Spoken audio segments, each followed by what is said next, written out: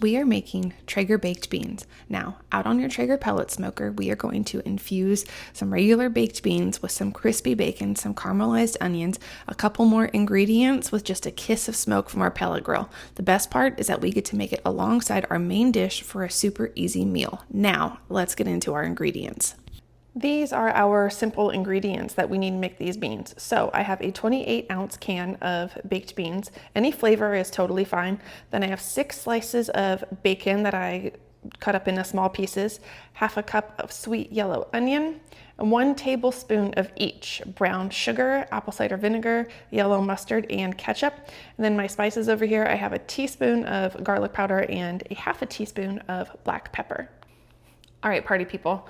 Once you get your ingredients measured out, we can start cooking. And the first step is going to be to brown this bacon. All right, you know how to cook bacon. You're going to get that bacon into a big hot pan, just stir it around until it's all crispy. Then we are going to take the cooked bacon out and transfer it to a plate lined with a paper towel. Now, we're going to get rid of most of the bacon fat except for about a tablespoon.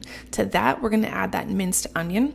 We're going to cook it kind of low and slow until it's caramelized. It's going to have a nice dark golden brown color, and it's going to add a great flavor to our baked beans. After the bacon and the onion have cooked, you're done with the cooking part of this recipe. Now we just have to get everything combined really well and then get out there on the Traeger.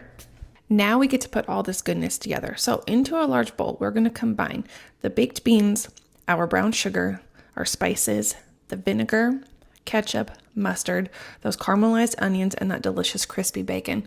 Then we are going to stir this until it's combined evenly so we can get it into our pan. If you want to leave out the vinegar, you certainly can. And if you want to substitute honey for the brown sugar, that's a great option too. The full recipe is available in the description below.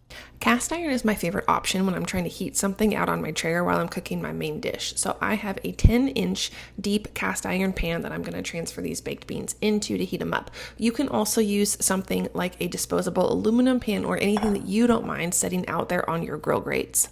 One thing you're going to love about this side dish is the flexibility. Since everything's cooked, all we have to do is heat it up until it's warm and bubbly. And you can heat your baked beans up right alongside your main dish. Here's a little guideline for you. At 350 degrees, it's going to take about 25 to 30 minutes to heat all of the way through. These ribs were cooking at 250 degrees, so it took the baked beans about an hour to heat up and get fully bubbled.